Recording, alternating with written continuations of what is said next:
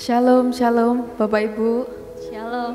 Ya, kami sangat senang menyambut Bapak Ibu Saudara kembali di tempat ini. Pagi hari ini kita mau merayakan Tuhan, kita mau merayakan kasih Tuhan. Pagi ini kita mau datang, kita mau sambut Tuhan, sambut hadirat Tuhan lebih lagi. Boleh saya lihat tangan-tangan yang bersemangat dan bersuka cita menyambut Tuhan? Ya, puji Tuhan. Mari sebelum kita mulai ibadah kita, saya undang kita semua untuk bangkit berdiri. Mari kita berdoa. Tuhan Yesus, terima kasih Kau Allah yang baik. Kami mengucap syukur Tuhan untuk kebaikan-Mu yang Kau limpahkan pada setiap kami. Terima kasih untuk penyertaan bahkan pemeliharaan Tuhan yang sempurna atas setiap kami. Pada pagi hari ini Tuhan, kami siap untuk menyambut Engkau. Kami ingin lebih dekat lagi di dalam hadirat Tuhan. Kami buka hati kami persiapkan diri kami Tuhan untuk terima berkat yang terbaru yang dari Engkau. Kami ingin menikmati Tuhan akan hadirat-Mu di tempat ini. Kami percaya saat kami menikmati akan hadirat Tuhan, kuasa-Mu sendiri bekerja di tempat ini. Keluar dari tempat ini Tuhan, Kau membuat kami menjadi pemenang. Kau membuat kami lebih berdampak bagi sekeliling kami. Terima kasih Tuhan, terima kasih. Yang bersuka cita pada pagi hari ini karena Tuhan Yesus baik. Sama-sama kita katakan amin. Saudara, di dalam kehidupan kita Tuhan itu sungguh amat setia. Pada pagi hari ini mari kita renungkan akan kesetiaan Tuhan yang selalu hadir menemani kita di setiap langkah kita. Mari kita bersama-sama kita megahkan Tuhan di tempat ini. Sebab Kau Allah yang layak untuk terima pujian. Kau Allah yang layak untuk ditinggikan. Kami merindukan Kau Tuhan.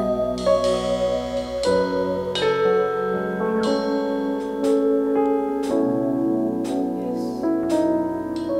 Ya Allah, Engkaulah rinduku. Jiwaku haus kepadamu. Seperti tanah kering, tiada berair, tak tahan ku menantikanmu. Ya Allah, Engkaulah rinduku. Jiwaku haus kepadamu. Seperti tanah kering, tiada berair, tak tahan ku menantikanmu. Tak ku pandang Kau di tempat kudus, terkagumkan kemuliaan-Mu Yesus. Sebab kasih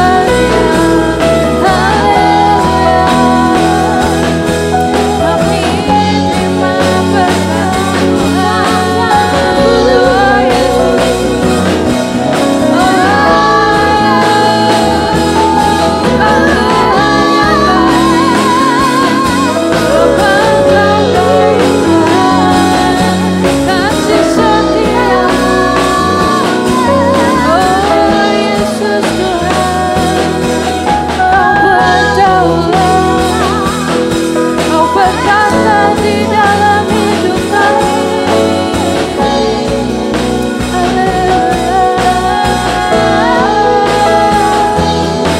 Terima kasih Yesus, untuk kasih setiamu.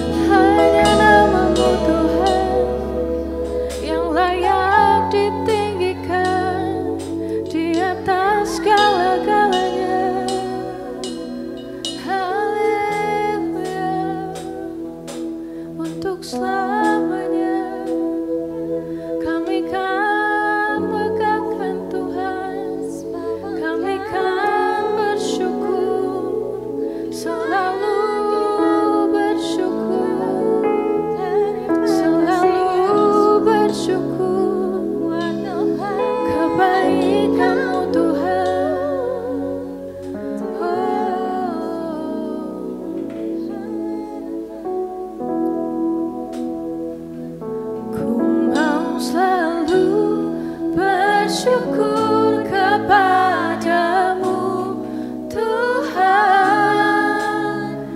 anugerah-Mu mempesonaku.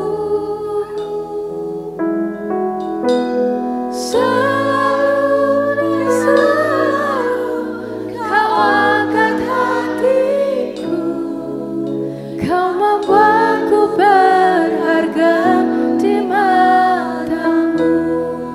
Selalu bersyukur Tuhan, mau selalu bersyukur kepadamu Tuhan, anugerah-Mu mempesonaku. Selalu dan selalu Kau angkat hatiku, Kau membuatku berharga di matamu. Mau selalu bersyukur kepadamu Tuhan, anugerah-Mu mempesonaku. Selalu dan selalu Kau angkat hatiku, Kau membuatku berharga di matamu. Mau selalu bersyukur kepadamu Tuhan, anugerah-Mu mempesonaku. Terima kasih selalu dan selalu Kau angkat hatiku, Kau membuatku berharga di matamu. Kau membuatku berharga di matamu. Kau membuatku berharga di matamu. Terima kasih Tuhan, Kau mengangkat setiap kami. Kau membuat kami berharga di matamu. Kau berharga di dalam kehidupan kami Tuhan. Selalu dan selalu kami mau bersyukur karena Engkau Allah yang baik. Terima kasih Tuhan, hari ini kita mau datang dengan sukacita untuk menyembah Tuhan lebih lagi. Yang rindu dan yang siap untuk memuji, menyembah nama Tuhan lebih lagi. Sama-sama kita katakan amin. Beri kemuliaan yang terbaik bagi nama Tuhan saudara. Pagi hari ini kita mau memuji bersama, kita mau tinggikan nama Tuhan, Dia yang terbesar dan yang termulia. Kau terbesar dan mulia, ajaib semua perbuatanmu. Kau terbesar dan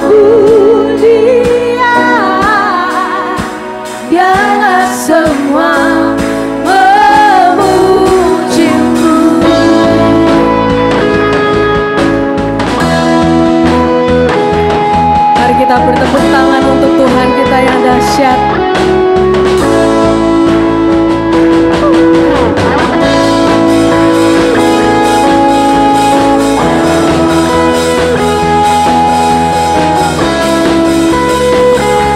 Dan segenap hati kita memuji nama Tuhan. Katakan, segenap hati aku memuji, segenap jiwaku bernyanyi, karena Roh-Mu ada dalamku, Tuhan.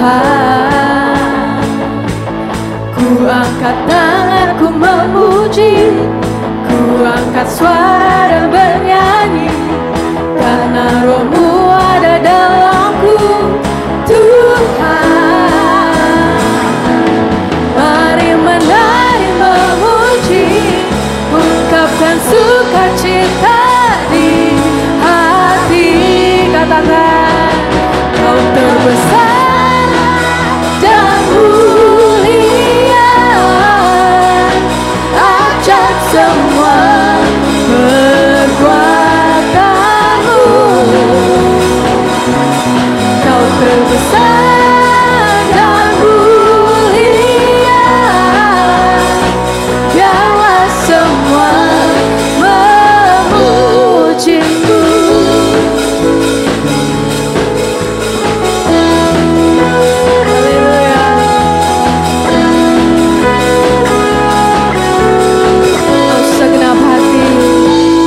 Segenap hati aku memuji, segenap jiwaku bernyanyi, karena Roh-Mu ada dalamku, Tuhan. Angkat tanganmu, angkat tanganku memuji, ku angkat suara dan bernyanyi, karena Roh-Mu ada dalamku,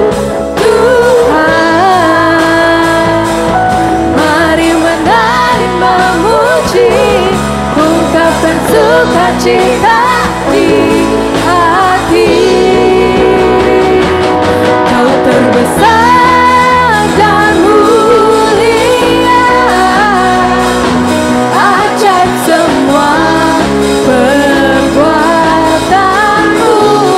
Terbesar, Kau terbesar dan mulia, biarlah semua memuji-Mu.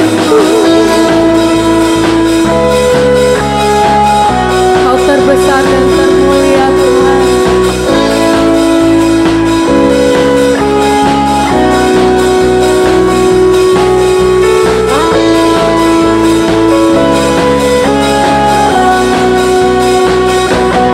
Kau terbesar dan mulia, ajaib semua perbuatan-Mu, Tuhan.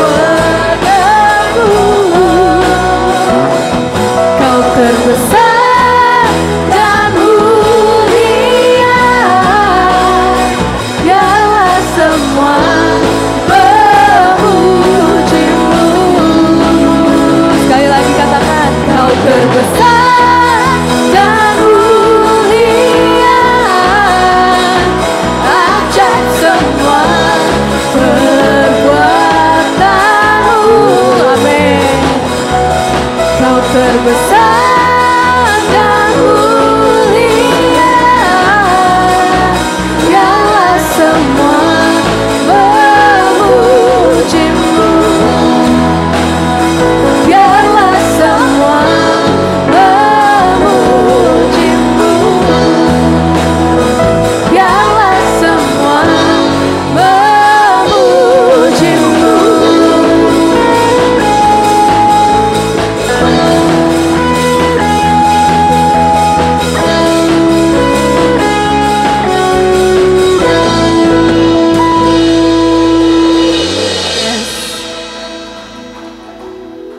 Saudara, kasih Tuhan tidak terbatas dalam kehidupan kita. Pertolongannya tak terbatas, bahkan kesetiaannya pun tak terbatas dalam kehidupan kita. Seringkali kita berada di titik terendah dalam kehidupan ini, tapi mari kita ingat bahwa kasih Tuhan tak pernah meninggalkan kita. Kasih Tuhan mengejar kita, kembali menangkap kita. Biarlah hari ini dan hari-hari setelah ini kita terus diingatkan bahwa kasih Tuhan tak pernah gagal. Terima kasih Tuhan. Kami kagum akan Engkau Tuhan. Ku kagumi caramu mencintaiku. Kau ada di cerita proses hidupku. Di titik terendahku Kau hadir untuk mengangkatku. Ku tahu Kau tak menyerah akan hidupku. Ku kagumi caramu mencintaiku. Kau ada di cerita proses hidupku. Di titik terendahku Kau hadir untuk mengangkatku. Ku tahu Kau tak menyerah akan hidupku. Tak terbatas kuasa-Mu, yes. Tak terduga cara-Mu. Kau yang kuandalkan di setiap langkah hidupku. Tak terbatas, tak terbatas kuasa-Mu dan tak terduga, cara-Mu. Kau yang kuandalkan di setiap langkah hidupku.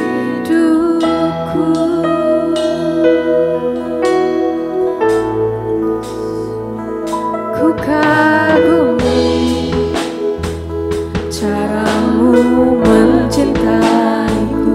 Kau ada di setiap proses hidupku, yes. Di titik terendahku Kau hadir untuk mengangkatku. Ku tahu Kau tak menyerah akan hidupku. Tak terbatas kuasa-Mu, tak terduga cara-Mu. Kau yang kuandalkan di setiap langkah hidupku. Tak terbatas kasih-Mu, tak terduga jalan-Mu. Kau yang ku percaya di segala musim hidupku. Tak terbatas, tak terbatas kuasa-Mu, tak terduga, tak terduga cara-Mu. Kau yang kuandalkan di setiap langkah hidupku. Tak terbatas kasih-Mu.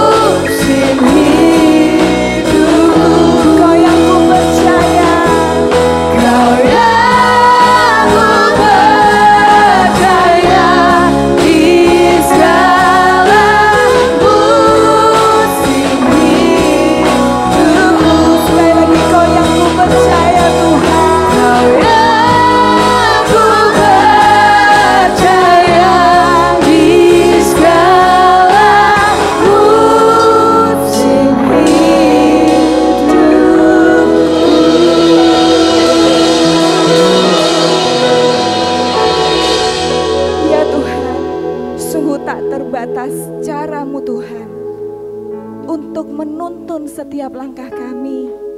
Tak terbatas cara-Mu untuk mengubah setiap hati kami Tuhan. Tak terbatas cara-Mu Tuhan untuk melakukan segala yang baik untuk hidup kami. Karena Engkau Tuhan yang mengasihi kami. Engkau Tuhan yang mencintai diri kami. Oleh karena itu, pagi hari ini Tuhan, kami mau bersama-sama datang dengan penuh ucapan syukur. Sebab kasih-Mu besar, kuasa-Mu besar. Kami percaya penuh hanya kepada Tuhan, Sang Pencipta kehidupan kami, yang menciptakan kami baik adanya, yang menciptakan kami indah adanya, seperti Engkau Tuhan. Terima kasih Bapa untuk pagi hari ini. Kami siap untuk kami mendengarkan kebenaran firman-Mu. Tuhan Yesus yang berikan kami hikmat, Tuhan Yesus yang berikan kami pengurapan-Mu pagi hari ini Tuhan, satu persatu di tempat kami masing-masing, sehingga kami boleh menangkap apa yang menjadi pesan Tuhan pagi hari ini untuk kami kerjakan dalam hidup kami. Dan kami percaya pulang dari tempat ini Tuhan, kami akan diubahkan, hidup kami tidak akan pernah sama lagi. Karena Tuhan yang berbicara, Tuhan yang memberkati kami dengan makanan rohani yang Tuhan sudah siapkan untuk kami. Kami siap Tuhan untuk mendengarkan firman Tuhan. Kami buka telinga kami buka hati kami buka pikiran kami untuk menerima kebenaran firman Tuhan. Engkau Tuhan yang mengurapi hamba-Mu pagi hari ini. Mulut lidah hamba-Mu biar diurapi dengan kuasa-Mu Tuhan. Sehingga apa yang keluar menjadi pesan Tuhan untuk setiap kami. Terima kasih Bapa untuk pagi ini, kami siap untuk kami menerima berkat-Mu hanya di dalam nama Tuhan Yesus. Haleluya. Amin. Haleluya. Silakan duduk kembali Bapak Ibu Saudara. Shalom, selamat pagi Bapak Ibu. Shalom. Pagi hari ini pagi yang sungguh luar biasa.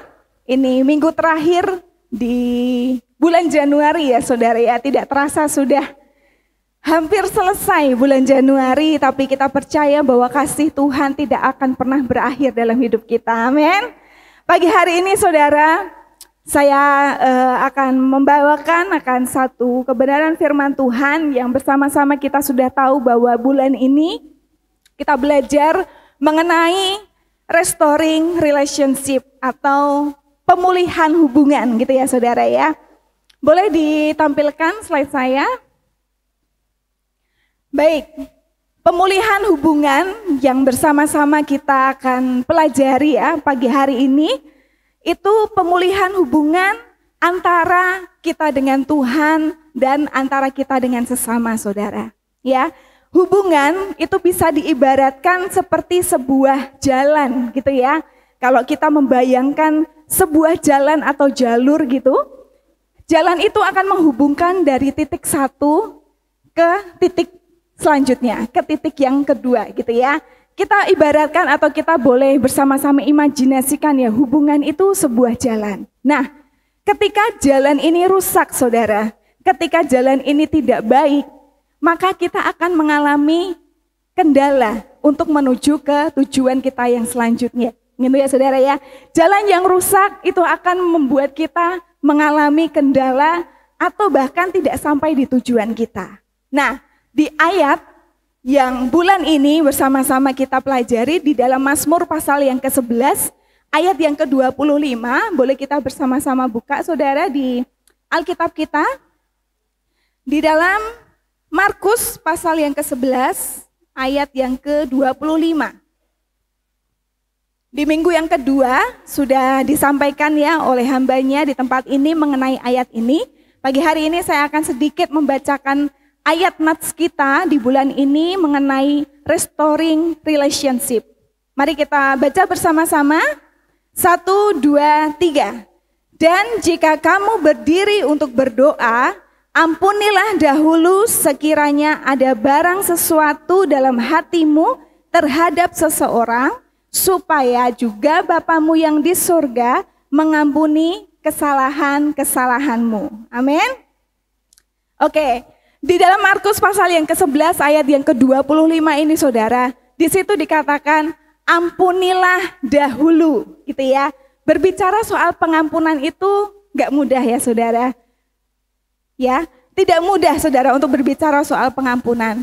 Apalagi pengampunan atau hal yang membuat hubungan kita tidak baik-baik saja atau kita retak dengan sesama kita gitu ya. Itu terjadi bukan karena kesalahan kita gitu ya. Kira-kira gampang gak saudara memberikan pengampunan tetapi hal itu bukan menjadi kesalahan kita. Bukan karena kita yang melakukan tetapi orang lain yang melakukannya itu dalam hidup kita. Gak gampang ya saudara ya. Kalau kita menurut pandangan manusia ya gak mungkin lah aku minta maaf dulu lah ya kan. Ya harusnya orang itu yang sudah melakukan kesalahan harusnya minta maaf dulu dong kepadaku gitu ya.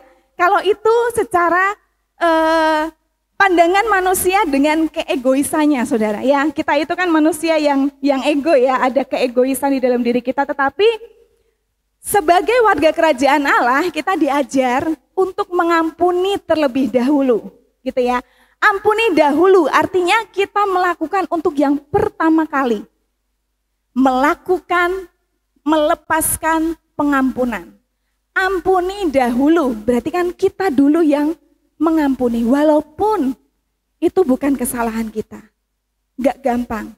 Tapi bersama dengan Tuhan dan kita percaya kita minta Roh Kudus untuk memampukan, maka hal itu akan bisa kita lakukan saudara. Nanti di belakang akan saya berikan kesaksian bagaimana saya secara pribadi belajar mengenai hal ini. Bukan kesalahan saya tetapi harus saya sendiri yang memberikan pengampunan gitu ya. Melakukan pemberesan hati ya, berusaha untuk berdamai dengan keadaan. Supaya saat kita berdoa seperti ayat yang di dalam Markus ya, saat kita berdoa, saat kita datang kepada Tuhan, itu tidak ada yang menghalangi doa-doa kita saudara. Mengampuni itu adalah salah satu cara supaya hubungan kita dengan Tuhan itu tidak terhalang. Kalau kita belum mengampuni, maka doa-doa kita bisa jadi tidak akan sampai gitu saudara ya. Karena ada hal-hal yang menutup, ada hal-hal yang menghalangi. Oleh karena itu pagi hari ini kita belajar untuk berdamai dengan keadaan. Itu adalah tema pagi hari ini akan saya bawakan, boleh di slide selanjutnya. Berdamai dengan keadaan saudara. Mungkin beberapa di antara kita pernah mendengar ya mengenai berdamai dengan keadaan gitu. Tadi yang seperti saya sharingkan di awal, gak gampang untuk berdamai dengan keadaan di saat kesalahan atau hubungan yang tidak baik itu bukan kesalahan kita. Ya, kita mau belajar pagi hari ini dari salah satu tokoh di Alkitab yaitu Yusuf. Ya, saya percaya Bapak Ibu Saudara sudah pernah mendengarkan kisah mengenai Yusuf, betul ya? Ada yang belum pernah? Kah? Sudah pernah ya, saya rasa ya, karena di sekolah minggu pasti dibawakan ya kan? Di kehidupan kita pasti kita juga pernah membacakan kisah di dalam Yusuf ini ya. Kisah Yusuf itu kalau dicatat di Alkitab tuh dari Kejadian pasal yang ke-37 sampai Kejadian pasal 50 saudara. Cukup panjang cerita akan kisah Yusuf ini. Tetapi saya akan ringkas ya di beberapa pasal di sini. Seperti yang kita tahu ya saudara, di Kejadian pasal yang ke-37 itu awal dari cerita di mana Yusuf mendapatkan mimpi dari Tuhan bahwa dia ya atau waktu itu ada dua mimpi, yang satu adalah gandum ya, gandumnya dia itu saudara-saudaranya itu tunduk kepada gandumnya dia. Kemudian yang kedua adalah dia sebagai bintang dan bintang-bintang yaitu saudara-saudaranya, kemudian matahari dan bulan itu sujud menyembah kepadanya. Itu awal dari kisah mimpi akan Yusuf ya saat itu. Nah, berawal dari situ saudara, kita tahu bahwa Yusuf itu dibenci oleh saudara-saudaranya. Karena hal itu, salah satu hal itu, kemudian yang kedua dia sangat disayangi oleh papahnya ya, bapaknya ya Yakub.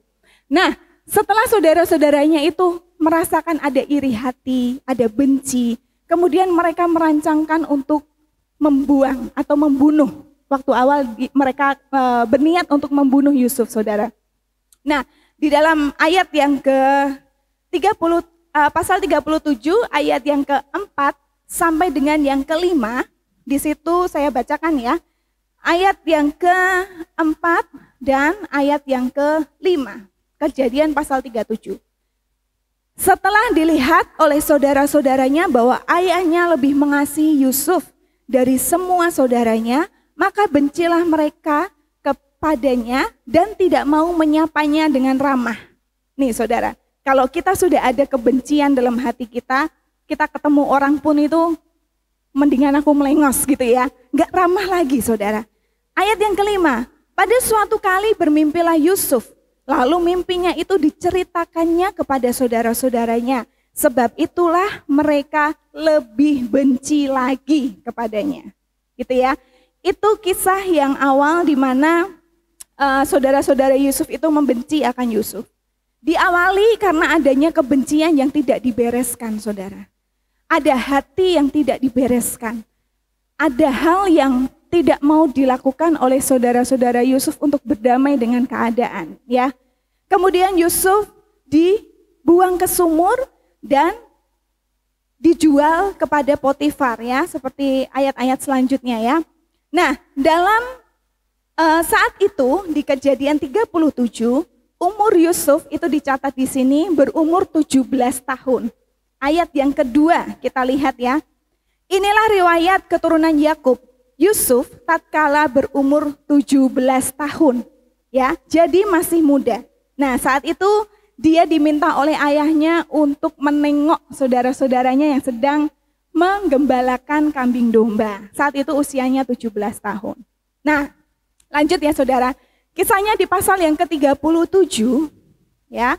Kita loncat ke pasal 37. Di situ Yusuf berada di rumah Potifar. Ya, seperti yang kita tahu kejadiannya Yusuf difitnah, saudara. Betul ya? Yusuf difitnah, kemudian akhirnya Potifar marah dan memasukkan dia ke dalam penjara. Namun di saat itu pun Tuhan itu tetap menyatakan penyertaannya kepada Yusuf. Di ayat yang ke-21 pasal 39 dikatakan Tuhan tetap menyertai Yusuf dan melimpahkan kasih setianya. Yusuf ini saudara, kalau boleh keluar sedikit ya dari kita bahan ini. Yusuf ini salah satu tokoh yang sangat saya kagumi saudara. Karena begitu banyak kisahnya yang seharusnya itu dia bisa merespon dengan, kalau secara manusia ya, bisa merespon dengan dia balik membenci saudaranya atau yang lain. Tetapi dia tidak memilih itu saudara. Dan Yusuf tetap disertai oleh Tuhan. Artinya apa? Berarti hidup Yusuf itu berkenan di hadapan Tuhan. Dengan segala situasi keadaan di mana dia dibenci oleh saudaranya, dia dibuang ke sumur, ya. Kemudian dia dijual. Kemudian di rumah Potifar belum selesai saudara masalahnya. Dia masih difitnah, dia masih dipenjara yang bukan kesalahannya. Dia tidak melakukan itu, tetapi dia mau menerima semua yang menjadi rencana Tuhan atas kehidupannya. Kenapa anak saya Joe, itu namanya Joe, mungkin saya pernah men-sharingkan ini atau belum, saya agak lupa. Kenapa anak saya namanya Joe? Karena saya itu mengagumi sosok Yusuf saudara. Jadi Joe itu adalah singkatan dari Yosef. Kalau Bapak Ibu boleh search gitu ya. Dan nama ini itu nama yang spesial. Karena saya dapatnya itu lewat mimpi. Kayak Yusuf persis gitu. Jadi waktu saya hamil Joe di bulan ketiga. Pokoknya dia belum kelihatan jenis kelaminnya saudara. Waktu itu saya dapat mimpi dan saya cerita sama Galuh. Saya bilang, Pak, kok saya dapat mimpi dan ada nama waktu itu. Yang saya bangun kemudian ingat. Sebetulnya ada 3 nama tetapi yang 2 ini yang saya ingat. Yang ketiga lupa saya ya. Yang pertama itu Joe, yang kedua itu Davidson, saudara. Saya browsing tuh di Google, artinya apa ya? Karena nama itu kan adalah doa ya. Jadi setiap kita yang punya anak pasti memberikan nama yang sangat spesial dan kita berdoa untuk nama itu. Ternyata saya browsing, saya nggak ngerti Joe itu ternyata singkatan dari Yusuf. atau Joseph. Kemudian saya browsing, saya kaget saudara, karena sebelum menikah itu memang saya benar-benar mengagumi akan kisahnya Yusuf ini, dan Tuhan itu mendengarkan gitu, maksudnya saat saya sudah akan memiliki anak, ternyata Tuhan tuh masih ingat apa yang saya inginkan gitu ya. Besok kalau aku punya anak, aku maulah namanya Yusuf gitu waktu itu ya. Kemudian Tuhan kasih ini saudara, ini intermezzo saja, jadi Joe itu sangat luar biasa karena dapatnya itu spesial dari Tuhan sendiri, dan saya percaya hidupnya dia akan terus diberkati Tuhan. Amin. Oke, lanjut kepada khotbah kita pagi hari ini. Masih belum yang tadi. Nah, di Kejadian pasal yang ke-40 kita lanjut ya kisahnya. Waktu itu Yusuf ada di penjara bersama dengan juru minum dan juru roti oleh Raja Fir'aun. Kemudian Yusuf saat itu ditulis di dalam Kejadian 40 ayat 23, Yusuf dilupakan oleh juru minum raja. Saat itu Yusuf menafsirkan mimpi dari juru minum dan juru roti raja. Jadi belum selesai saudara. Saat dia di penjara pun itu masih mengalami hal-hal yang enggak mengenakan. Ternyata aku dilupain loh gitu ya. Waktu itu Yusuf bilang, ingat aku ya. Tapi juru minumnya itu lupa akan Yusuf ya. Kemudian pasal yang ke-41 sebagai hampir akhir dari cerita Yusuf, kita tahu bahwa Yusuf itu diangkat menjadi penguasa tanah Mesir setelah dia mengartikan mimpi dari Raja Fir'aun ya. Nah, di sini dicatat pasal 41 ayat yang ke-46. Oke. Di dalam 46 dicatat saudara, Yusuf berumur 30 tahun ketika ia menghadap Fir'aun Raja Mesir itu. Artinya apa? Dari kisah awal saat Yusuf ini menggembalakan atau ketemu dengan saudara-saudaranya ya, saat mengembalakan kambing domba, dia berumur berapa tadi? 17 tahun. Saat dia menghadap raja dan diangkat menjadi penguasa, berumur 30 tahun. Artinya ada 13 tahun saudara. 13 tahun hubungan antara saudara kakak adik tidak baik-baik saja. Betul ya? Kalau kita baca saat itu saudara-saudaranya belum melakukan minta maaf atau yang lain-lain ya, belum diceritakan di dalam itu. Artinya 13 tahun loh saudara, bayangin. Bisa enggak kira-kira Bapak Ibu Saudara hidup dengan kebencian, dengan hati yang belum damai dengan keadaan selama 13 tahun? Kalau saya tipenya adalah tidak bisa berantem saudara. Misalkan saya slack dengan Galuh gitu ya, atau dengan Joe gitu ya, nggak bisa lama-lama, karena nggak tahan.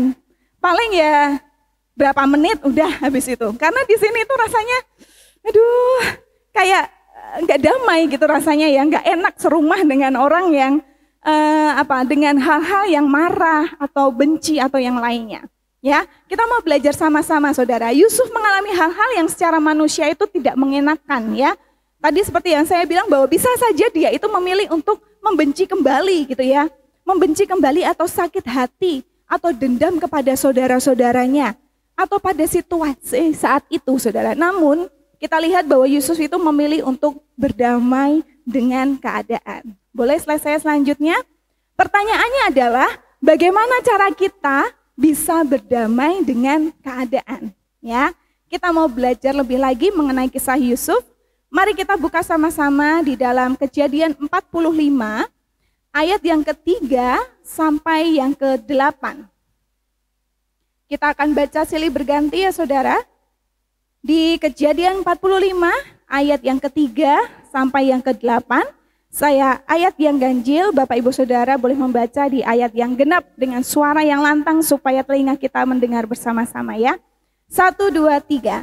Dan Yusuf berkata kepada saudara-saudaranya, akulah Yusuf, masih hidupkah Bapa? Tetapi saudara-saudaranya tidak dapat menjawabnya, sebab mereka takut dan gemetar menghadapi dia.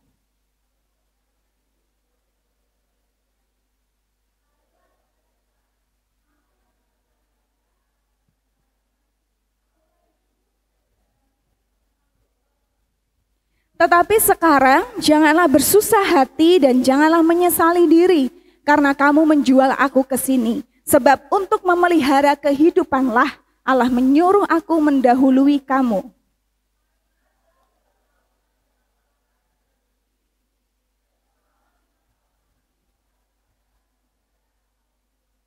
Maka Allah telah menyuruh aku mendahului kamu untuk menjamin kelanjutan keturunanmu di bumi ini dan untuk memelihara hidupmu, sehingga sebagian besar daripadamu tertolong.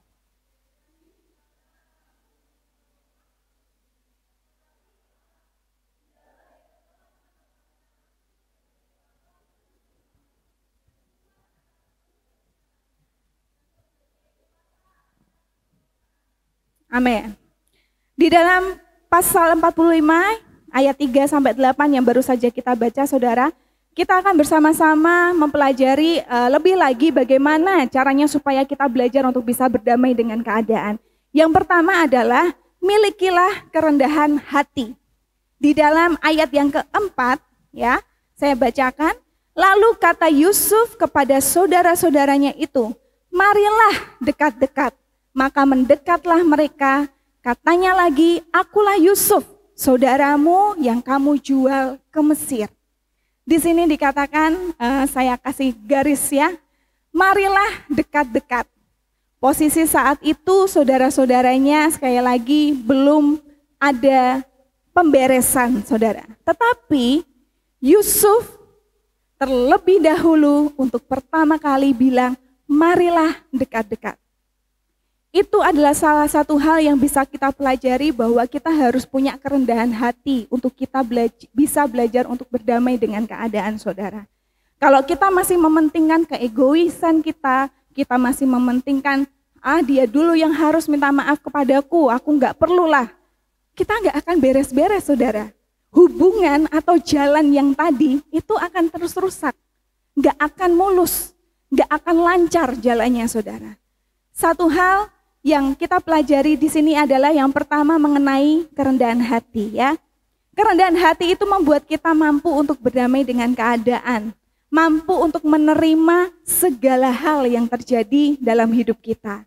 Bahkan kita dimampukan untuk lebih dahulu mengawali rekonsiliasi sehingga hubungan kita dengan sesama kita itu menjadi pulih kembali.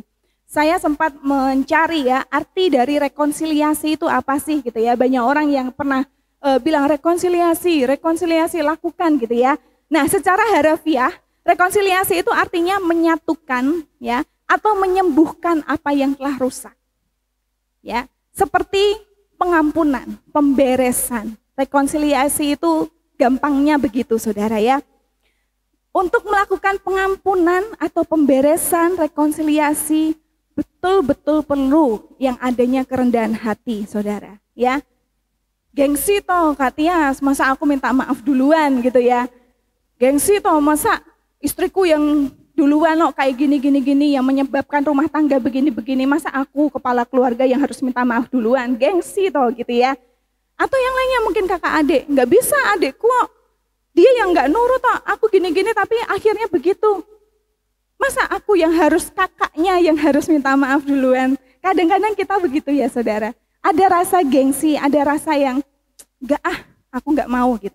Tapi itu nggak boleh saudara. Kita harus belajar untuk rendah hati supaya hubungan kita itu damai, tenang, enak saudara ya. Rasanya kita itu nggak mau mengalah gitu ya. Tapi ada yang bilang bahwa mengalah bukan berarti kalah, betul ya? Mengalah itu bukan berarti kalah. Justru saat kita itu mengalah itu akan terlihat. Saat itulah kita akan terlihat kedewasaan kita saudara. Bagaimana kita mampu menahan emosi, bagaimana kita mampu mengendalikan diri, menguasai diri kita. Mengalah itu bukan berarti kalah. Boleh kasih kanan kiri katakan mengalah itu bukan berarti kalah loh ya. Mengalah bukan berarti kalah ya saudara. Oke. Terus gimana? Aku nggak boleh marah gitu Kak, gitu ya. Aku nggak boleh di sini nggak boleh kecewa atau gimana? Di Efesus 4 ayat yang ke-26 mungkin Bapak Ibu Saudara pernah baca ya. Apabila kamu marah, ya, apabila kamu menjadi marah, janganlah kamu berbuat dosa. Janganlah matahari terbenam sebelum padam amarahmu, gitu ya. Bukan sebelum ayam berkokok, bukan ya. Tapi sebelum matahari terbenam. Kalau sebelum ayam berkokok berarti pagi hari besoknya dong. Nggak boleh. Tapi sebelum matahari terbenam. Artinya di hari yang sama sebelum Bapak Ibu Saudara itu tidur, harusnya semuanya itu sudah beres, Saudara.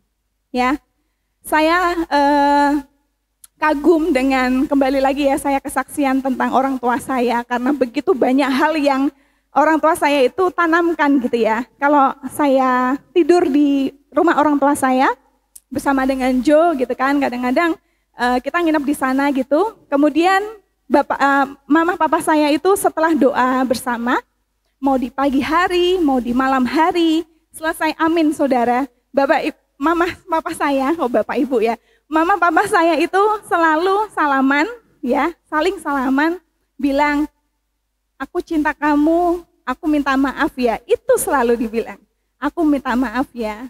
Mungkin kita nggak sengaja atau kita mungkin sehari itu nggak sadar gitu ya, kita melakukan kesalahan, kita mungkin ngomongnya nggak baik gitu ya, responnya hati tidak baik.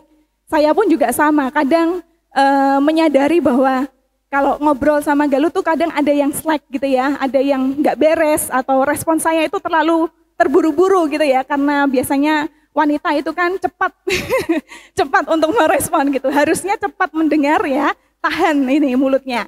Nah kadang itu sempat beberapa kali gitu kan, dia udah wajahnya berubah, wah saya tahu nih saya salah gitu, maksudnya respon saya, Pak maksudku tuh bukan begitu, begini, maaf ya tadi mungkin agak tinggi nadanya gitu ya, jadi membuat mungkin tersinggung atau yang lainnya. Jadi cepat lakukan pemberesan gitu ya, jangan ditunda-tunda. Kalau ditunda itu banyak nanti yang akan masuk Saudara ya.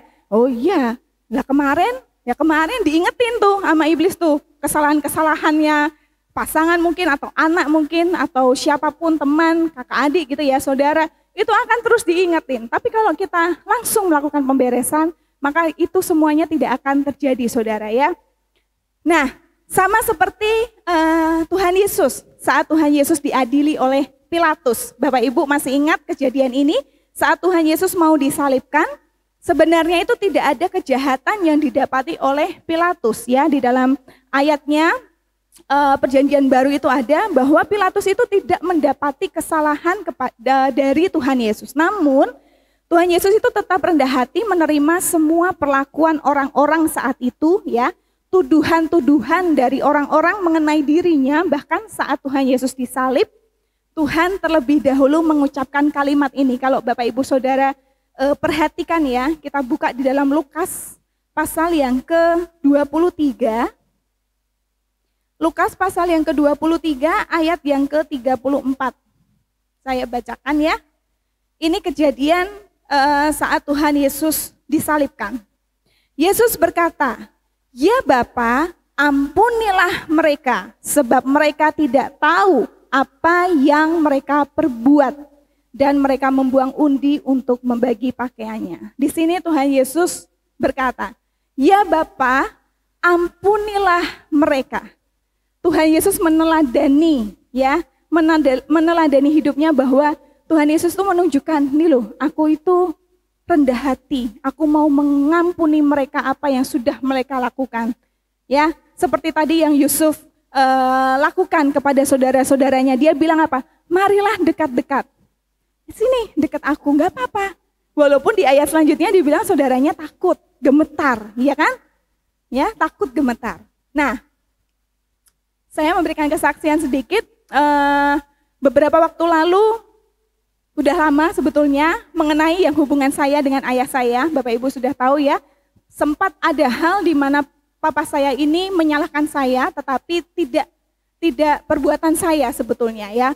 Nah, kejadian yang sama Saudara, saat itu waktu saya selisih dengan ayah saya dan saya sudah melakukan pemberesan dan saya belajar untuk lebih dulu meminta maaf dan mengklarifikasi bahwa, "Pah, waktu ini loh aku tuh gak suka. Papa ngomong begini padahal bukan aku," dan lain-lain. Itu saya sudah melakukan pemberesan dan sudah clear Saudara, sudah berdamai dengan keadaan. Nah ternyata saat saya bekerja, itu ada hal yang sama terjadi Saudara dengan saya.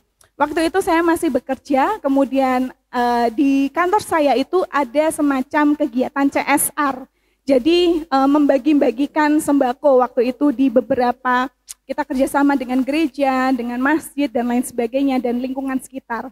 Nah, waktu itu pimpinan saya itu memberikan instruksi kepada saya, tolong itu paket-paket yang sudah dipaket satu-satu ya, ada beras dan lain-lain itu, dimasukkan ke dalam mobil, segera diantar ke lokasi di mana kita mau memberikan sembako itu.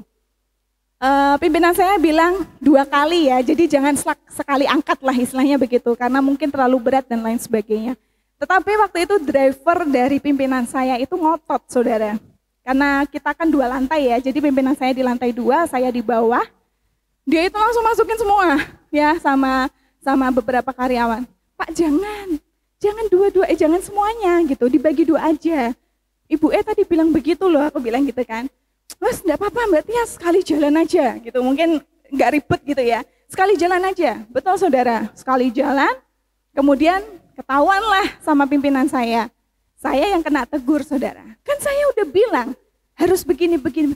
Bu, wah itu rasanya kayak teringat waktu itu saudara. Rasanya tuh ini bukan salahku gitu. Maksudnya ini begini loh Bu. Saya sudah klarifikasi tetapi sepertinya kelihatannya belum menerima apa yang saya utarakan gitu ya.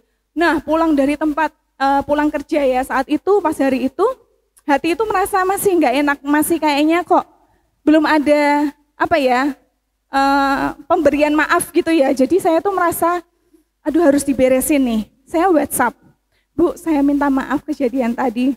Beberapa kali saudara. Karena kalau saya itu modelnya, kalau udah minta maaf tapi belum ada respon tuh rasanya berarti belum beres gitu. Maksudnya masih ada hal yang mengganjal gitu ya.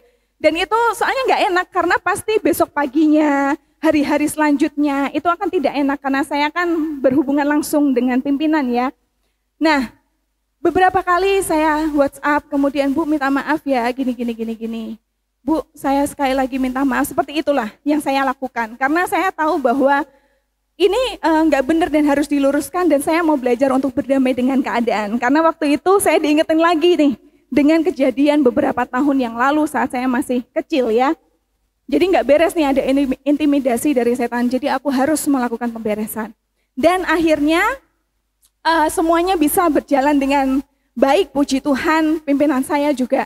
Sampai sekarang ya, sampai saat ini saya sudah tidak bekerja di tempat itu, tapi kita masih punya hubungan yang baik dan saya merasakan betul-betul yang apa ya, tidak ada kendala, tidak ada yang mengganjal gitu saudara. Sampai ibu pimpinan saya itu waktu ada tugas dari pusat gitu ya, menyuruh saya dan saya mengerjakan dengan sebaik-baiknya. Beliau ada di belakang saya dan memegang pundak saya itu rasanya, sudah nih, maksudnya sudah tidak ada hal yang mengganjal dan saya pun merasakan ada kedamaian dan tidak ada hal-hal yang merasa ketakutan,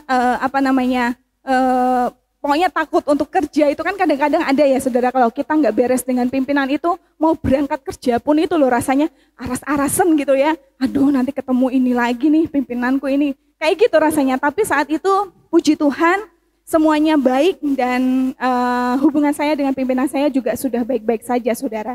Nah, sudah selayaknya kita itu meneladani apa yang Yusuf dan Tuhan Yesus itu lakukan, ya. Selalu meminta pimpinan Roh Kudus supaya kita itu dimampukan untuk memiliki kerendahan hati, supaya kita bisa berdamai dengan segala keadaan hidup kita, saudara. Baik, selanjutnya yang kedua adalah poin yang kedua, miliki pikiran yang positif, saudara.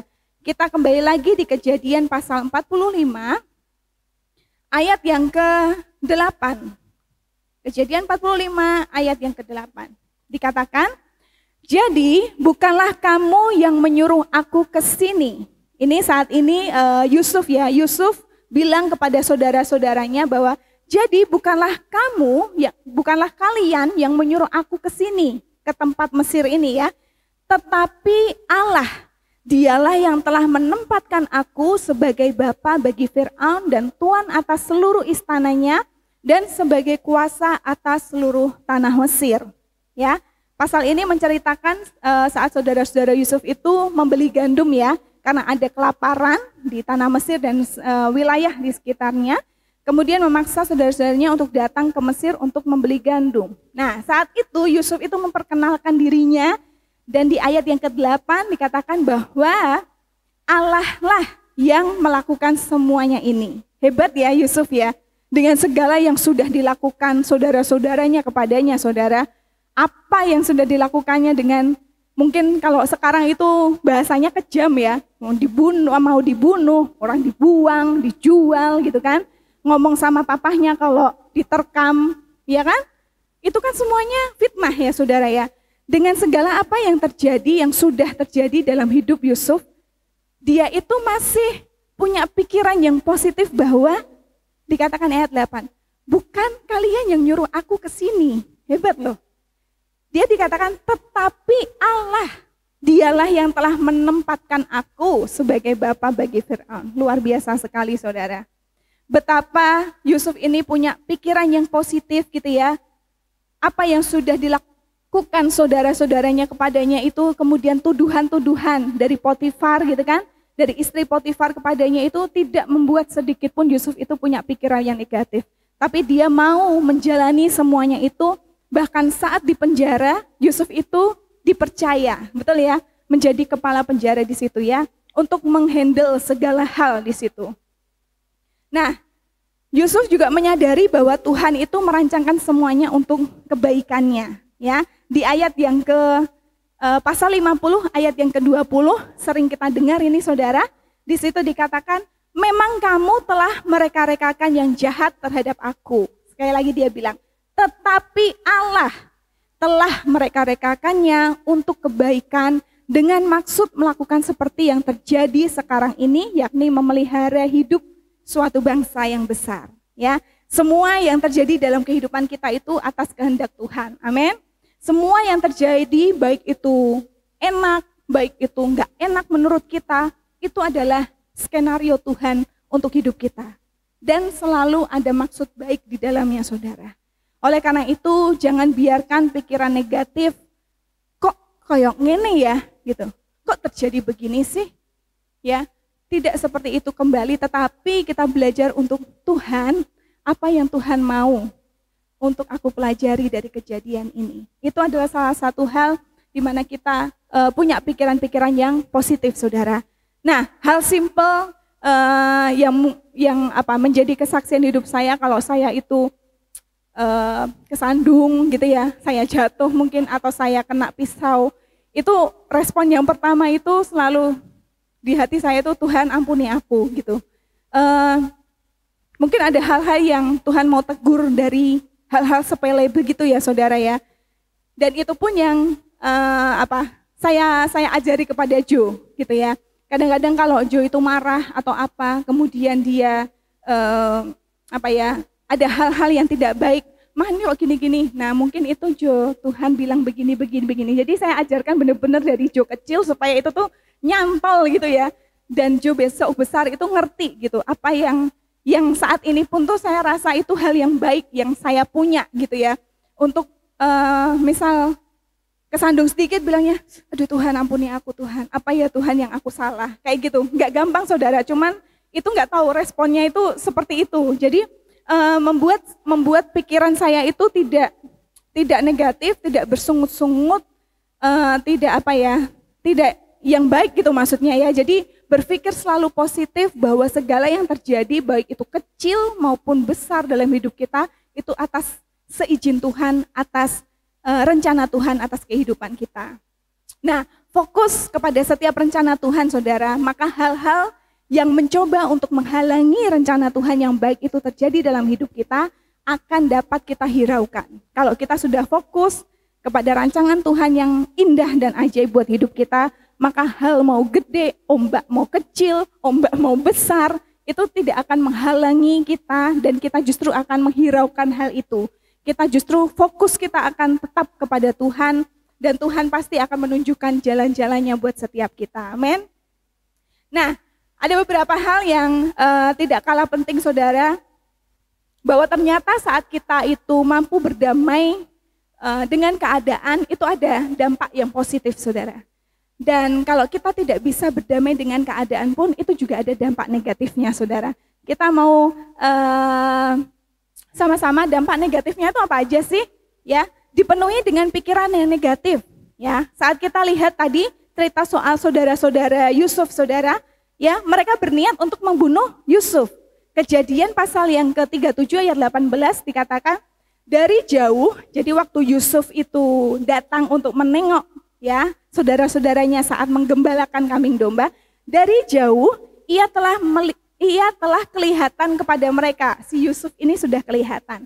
Tetapi sebelum ia dekat pada mereka, mereka telah bermufakat mencari daya untuk membunuhnya.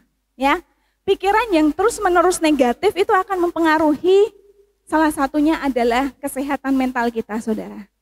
Kalau kita punya pikiran yang negatif gitu ya, kita tidak bisa berdamai dengan keadaan, maka pikiran kita itu akan terus tidak tenang.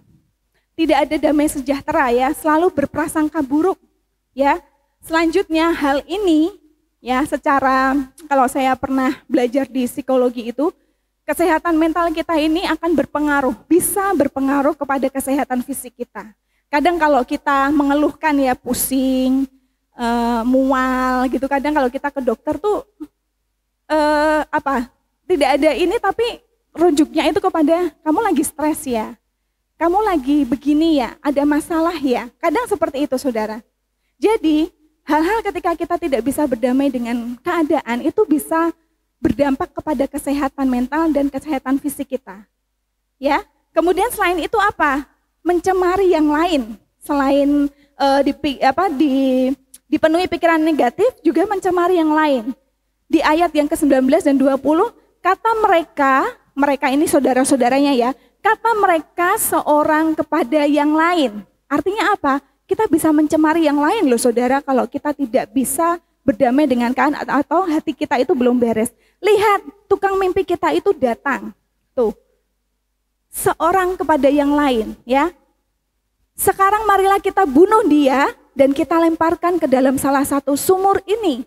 Lalu kita katakan seekor binatang buas telah menerkamnya dan kita akan lihat nanti bagaimana jadinya mimpinya itu. Itu saudara-saudaranya bilang itu, antar saudara. Jadi bisa mencemari yang lain. Salah satunya apa?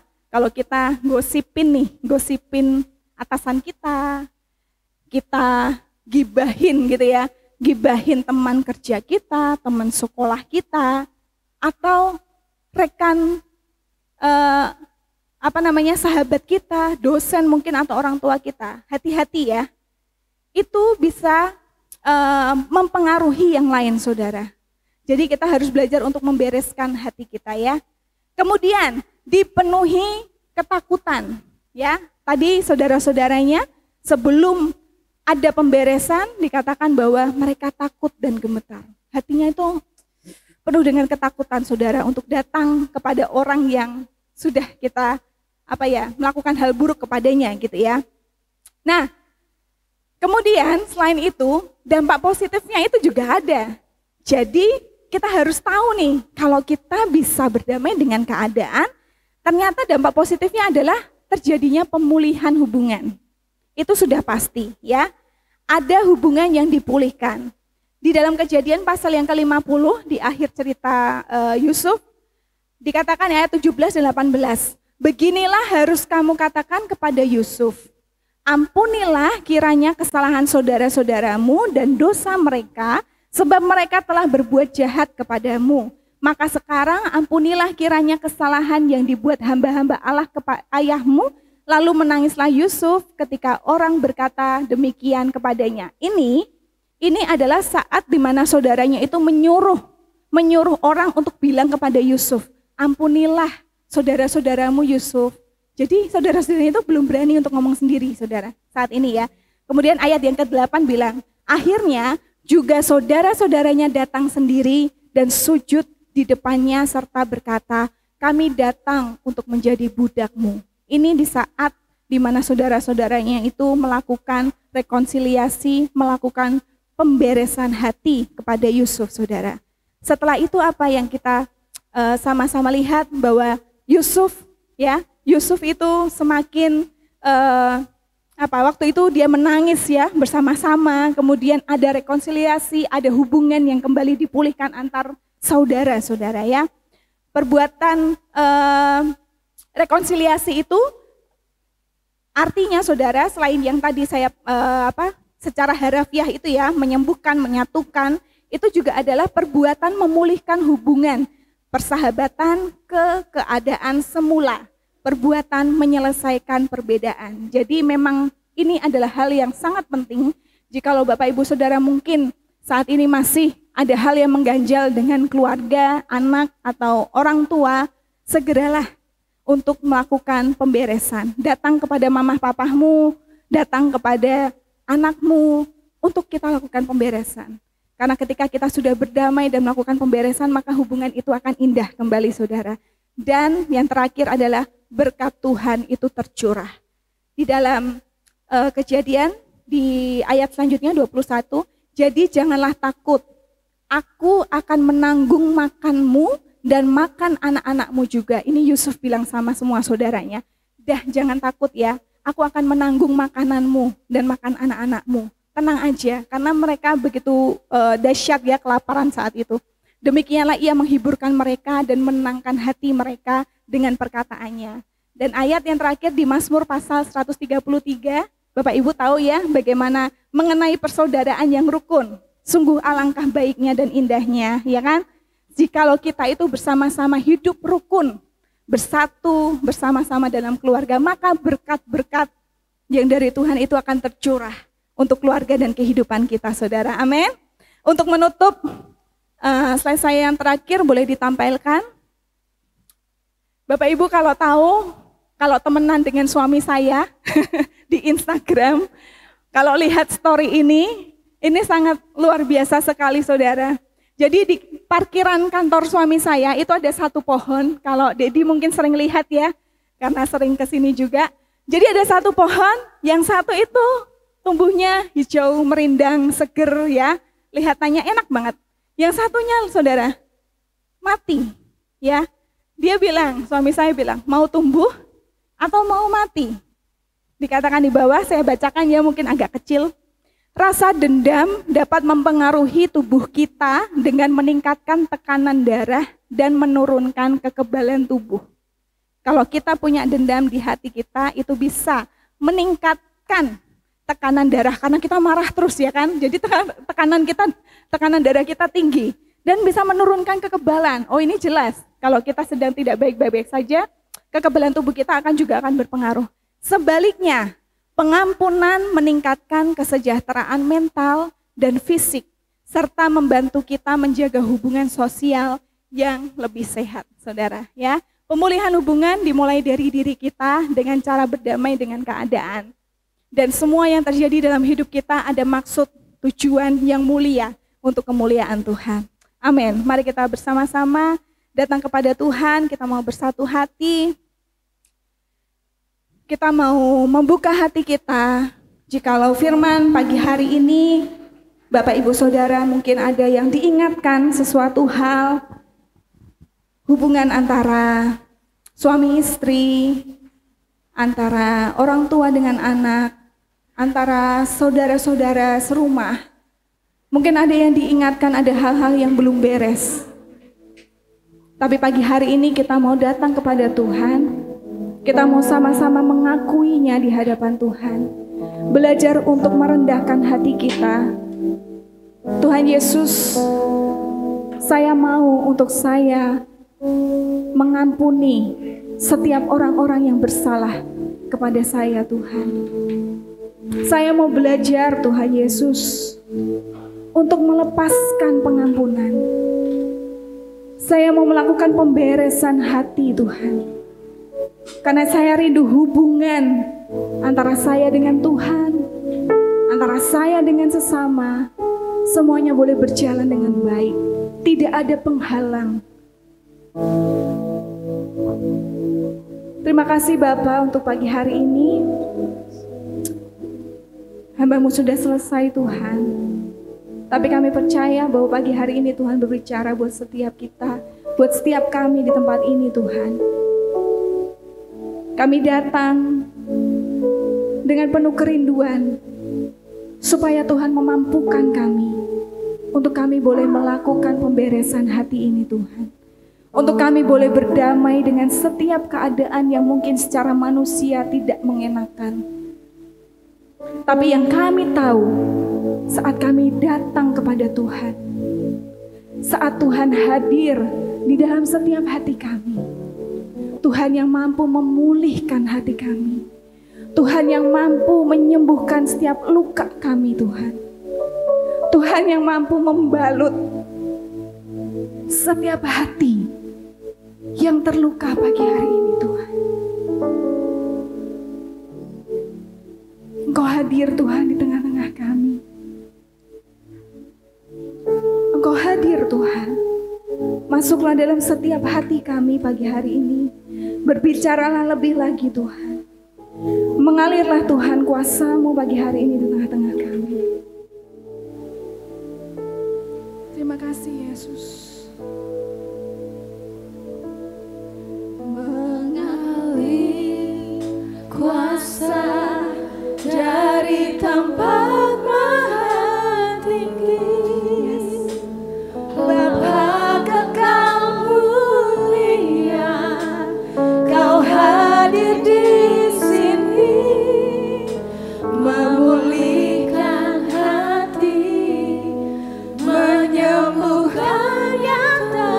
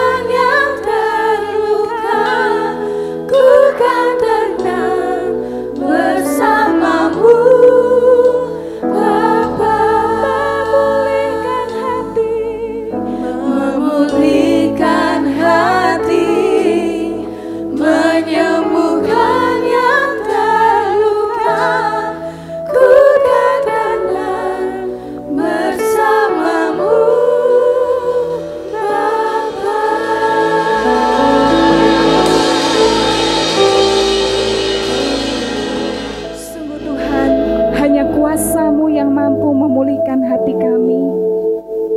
Hanya Engkau sendiri Tuhan yang mampu menyembuhkan setiap luka kami. Kami mau terus Tuhan belajar untuk kami boleh berdamai dengan setiap keadaan. Kami mau belajar untuk membereskan setiap hati kami Tuhan, supaya hubungan kami dengan Engkau, dengan sesama kami, tidak ada penghalang Tuhan. Karena satu kunci kami untuk kami punya hubungan yang indah dengan Tuhan adalah kami mampu mengampuni sesama kami. Kami mengampuni akan keadaan kami. Bukan hanya sesama Tuhan, tetapi mungkin situasi keadaan di mana kami pernah mengalami hal-hal yang tidak baik. Kami juga mau berdamai dengan keadaan itu Tuhan. Tuhan yang mampukan kami, Tuhan yang sanggupkan kami. Kami percaya Tuhan, pagi hari ini setiap kami yang hadir boleh mengalami pemulihan di dalam Tuhan. Dalam hubungan kami antar keluarga kami Tuhan, kami mengalami pemulihan daripada-Mu. Kami percaya saat kami dipulihkan, maka berkat-berkat Tuhan itu tercurah buat setiap kami. Kami mau terus Tuhan menyerahkan setiap hidup kami kepada Tuhan. Kami belajar untuk rendah hati, memiliki pikiran yang positif akan segala hal yang terjadi dalam hidup kami. Sekali lagi kami mengucap syukur untuk firman Tuhan pagi ini. Tuhan yang meteraikan dalam setiap hati kami. Tuhan yang tanamkan dalam setiap hati kami. Ingatkan kami Tuhan, saat kami menghadapi saat-saat di mana kami harus mempraktekkan firman-Mu. Ingatkan kami Roh Kudus untuk kami terus hidup berkenan di hadapan-Mu. Terima kasih Bapa, sekali lagi kami mengucap syukur hanya di dalam nama Tuhan Yesus. Haleluya. Amin.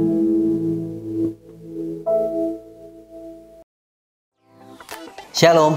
Happy New Year. Welcome to the year of preparation. Tahun di mana kita akan lebih mempersiapkan berbagai hal yang membawa kita semakin berkenan di hadapan Tuhan. Jemaat GB Rock Semarang, tahun ini adalah kesempatan untuk mempersiapkan diri, mengenali tujuan yang Tuhan tetapkan, dan menyelaraskan keinginan kita dengan kehendak-Nya. Seperti seorang pelari yang mempersiapkan diri sebelum lomba, kita pun perlu bersiap untuk memasuki rencana Tuhan yang lebih besar. Di tahun ini, mari kita melangkah sesuai firman-Nya di dalam Yesaya 40 ayat 3-5, yaitu kita mau memperbaiki jalan-jalan yang berliku, meratakan lembah-lembah keraguan, dan menyingkirkan gunung-gunung kesombongan, yaitu bagaimana kita menjaga hati kita tetap rendah hati agar kemuliaan Tuhan dapat dinyatakan melalui hidup kita, dan agar kapanpun Sang Raja datang, kita siap menyambutnya. Kami mewakili superhero yang pakai outfit keren, pelatih olahraga yang pakai kacamata hitam, dan chef yang masak nasi goreng. Ingin menyampaikan berikut adalah Rock News minggu ini.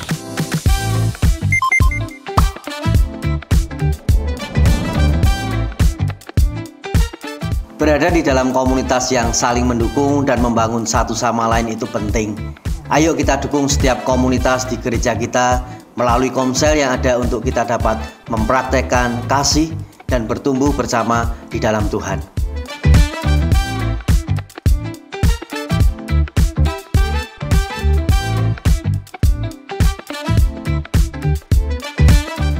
Tuhan hanya sejauh doa, oleh sebab itu nyatakan kerinduanmu, pergumulanmu kepada Tuhan melalui doa.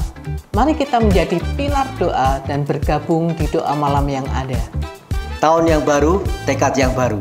Kita mau berkomitmen untuk terus setia melayani pekerjaan Tuhan. Kali ini saya yang ngomong langsung, semua harus menjadi pemain, tidak ada yang menjadi penonton. Untuk informasi lebih lanjut terkait pelayanan dapat hubungi kontak person berikut ini.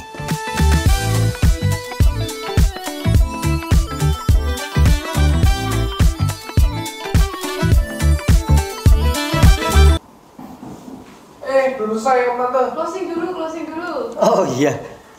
Sekian Rock News minggu ini. Stay healthy and faithful in the year of preparation. God bless you.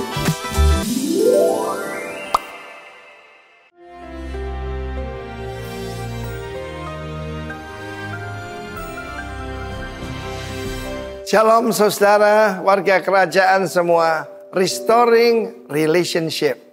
Dan kita melihat contoh yang sangat jelas itu bagaimana antara Esau dan Yakub. Esau datang dengan 400 tentara. Tujuannya tidak untuk piknik. Dia mau bantai si Yakub dengan semua yang dia punya. Tetapi Tuhan intervensi. Untuk restore harus repent terlebih dahulu. Kita tahu bagaimana di Sungai Yabok, bagaimana Yakub mengaku, aku ini penipu. Aku menipu kakakku, tapi dia ketemu dengan yang lebih hebat, yaitu Laban. Ya, ayah mertuanya, saudara, kakak dari ibunya. Itu saudaraku, kalau saya katakan kalau ini cuma ular tua, yang itu ular beracun, kalau itu naga beracun. Tuhan bisa pakai segala keadaan. Tapi antara Laban dengan Yakub pun sudah pernah terjadi, yaitu pemberesan. Sekarang dengan Esau, dia sangat manipulatif. Sebelum ketemu dengan Tuhan, sebelum namanya diganti Israel, dia taruh yang paling depan itu gundi-gundinya, anak-anak dari gundinya. Dan sebelumnya dia mencoba appease hati daripada Esau dengan memberikan hadiah. Pemberian yang diam-diam itu bisa menyentuh hati. Tidak, dendam kesumat. Dan apa yang terjadi kemudian yang berikutnya, anak-anak Lea, terakhir Rachel. Dan dia di belakang. Pemimpin macam apa ini? Inilah Yakub. Tetapi begitu dijamah oleh Tuhan, dia ada di depan dan dia sujud merendahkan diri di depan Esau. Dan saat itu saya bayangkan mungkin maaf ini dia sudah pipis di celana mungkin. Tetapi apa yang terjadi? Esau datang, bukan menebas kepalanya tapi memeluk dan mencium dia. Dan luar biasa, apapun yang dia sediakan untuk Esau ditolak oleh kakaknya. Karena Tuhan juga memberkati dia sekalipun dia harus hidup dengan pedangnya. Ada berkat kelas silver, kalau ini dapatkan yang gold blessing, yang satunya silver blessing. Tapi Allah tidak pernah lupa. Kita lihat keturunan Ismail. Wah, secara ekonomi luar biasa saudara. Bukan cuma keturunan daripada Ishak, ya, ataupun keturunan dari Israel. Kita melihat, karena itu kita ini persemakmuran dengan Israel. Tapi ada Esau-Esau dalam hidup kita yang harus kita hadapi. Ketika saya bertobat saudara ya, saya cerita saya bertobat tahun 45 tahun yang lalu, saya punya seorang teman yang musuh besar saya. Bahkan kita sudah hampir baku hantam. Lah saya ini insinyur kok mau berkelahi. Dan pada saat itu, pada waktu saya bertobat, saya ampuni apa yang dia lakukan. Dan pertama kali keluar rumah sakit, saya bisa jalan, disembuhkan Tuhan. Saya datang ke rumahnya. Waktu saya datang ke rumah, dia pasang kuda-kuda. Saya datang dengan maksud damai, saya bilang begitu. Dan yang luar biasa, saudara. Putri daripada teman saya itu, yang dulu musuh saya, sekarang jadi jemaat kita. Bukankah itu luar biasa? Yesaya 60 mengatakannya, anak-anak dari orang-orang yang membenci engkau, yang menganiaya engkau, akan datang dan berkata, di antaramu ada Tuhan.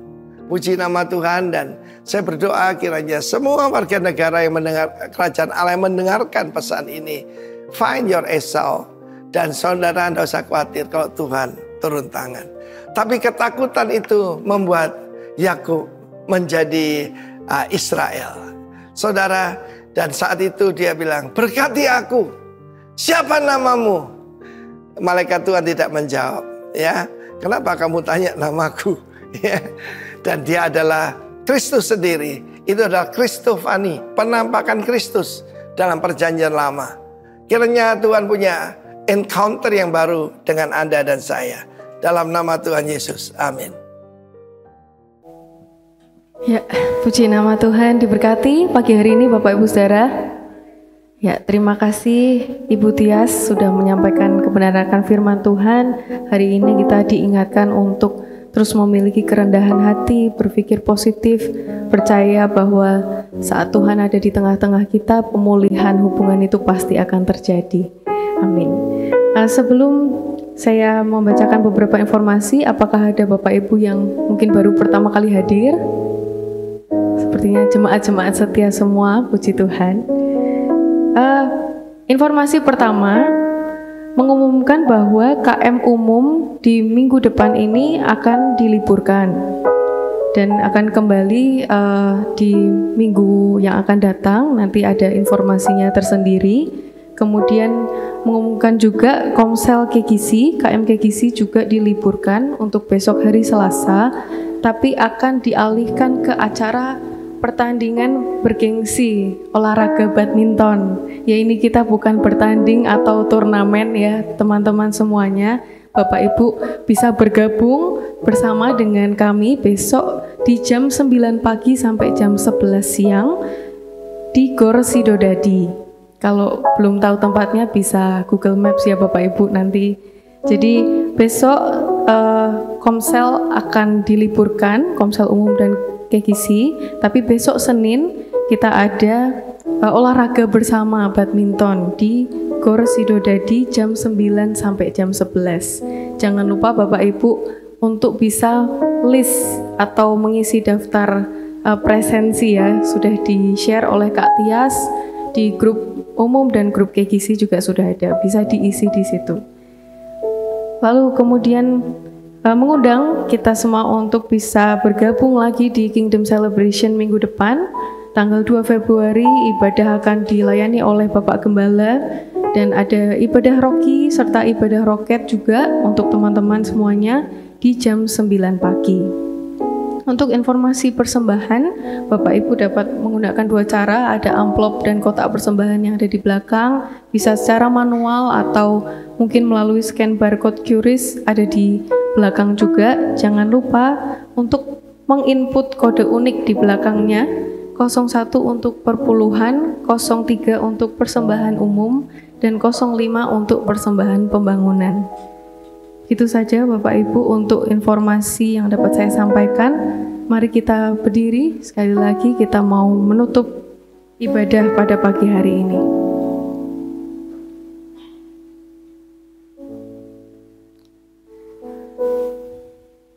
Firman-Mu Tuhan pada pagi hari ini mengingatkan setiap kami untuk terus merendahkan hati kami, untuk memiliki pikiran yang positif. Tuhan, kami mau untuk terus dibentuk, untuk terus diproses.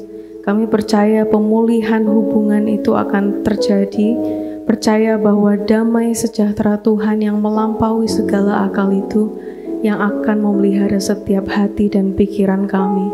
Bentuk kami Tuhan untuk menjadi sesuai dengan rencana Tuhan yang paling indah dalam hidup kami. Engkau berkati lebih lagi hamba-Mu Ibu Tias yang telah menyampaikan kebenaran akan firman Tuhan. Kiranya Engkau sendiri yang senantiasa pakai hamba-Mu ini lebih lagi untuk menjadi saluran berkat. Dimanapun ia berada, kemanapun ia pergi, Tuhan akan menjadi berkat bagi banyak orang, menjadi saksi Kristus yang hidup. Engkau sendiri yang akan menuntun, menyertai setiap langkah yang diambil oleh beliau. Kau bahkan sendiri yang memproteksi akan kesehatan dan keluarganya, Tuhan. Melalui hidupnya nama-Mu terus dan terus dipermuliakan. Terima kasih Tuhan, kami mengucap syukur untuk setiap pujian yang kami naikkan, bahkan firman yang kami dengar. Kami siap Tuhan untuk terus Tuhan pakai lebih lagi dalam hidup kami. Dahsyat melayani Engkau Tuhan. Tiba saatnya Tuhan kami memberikan persembahan, Tuhan sendiri yang memberkati tangan-tangan yang memberi. Ingatkan setiap kami Tuhan untuk memberikan yang terbaik yang bisa kami berikan. Karena kami percaya berkat yang terbaik datang dari Engkau dan semua harus kembali untuk kemuliaan Tuhan. Terima kasih Tuhan, terima kasih. Dalam nama-Mu kami berdoa, mengucap syukur.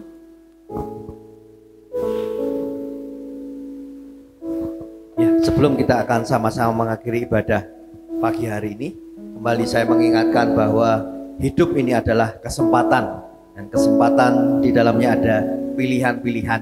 Ya, kita tahu ini sudah di tanggal 26 Januari 2025. Sepertinya baru saja kita merayakan akhir tahun, awal tahun, tapi ini sudah hampir 1 bulan kita ada di bulan Januari. Bapak Ibu Saudara, minggu besok kita juga akan mentahbiskan pengurus tahun 2025. Saya minta jemaat bisa hadir mendukung untuk pergerakan di tahun 2025 ini. Terima kasih, mari kita sama-sama mengangkat kedua tangan kita. Dengan otoritas-Mu, hamba berdoa, mintakan berkat yang terbaik buat setiap tangan-tangan yang terangkat pada pagi hari ini. Diberkatilah rumah tanggamu, diberkatilah keluargamu, diberkatilah pekerjaanmu, diberkatilah studimu, diberkatilah kesehatanmu, diberkatilah pelayananmu, dan segala apapun yang kau kerjakan, Tuhan sendiri akan memberkati engkau dan melindungi engkau. Tuhan menyinari engkau dengan wajahnya dan memberi engkau kasih karunia. Bahkan Tuhan sendiri akan menghadapkan wajahnya kepadamu dan memberi engkau damai sejahtera. Terima kasih Bapa, kami bersyukur hanya di dalam nama Tuhan kami Yesus Kristus. Dan semua yang percaya sama-sama kita katakan amin. Tuhan memberkati. Selamat hari Minggu, Tuhan Yesus memberkati.